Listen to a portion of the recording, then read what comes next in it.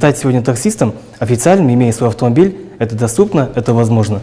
И на сегодня порядка 18 водителей уже работают, они пользуются колл-центром «Асна такси», получают заказы, заезжают на территорию аэропорта, на территорию железнодорожного вокзала Нурлу-Жол. То есть все городские стоянки, инфраструктуру, которая создается для официальных такси, они имеют право пользоваться.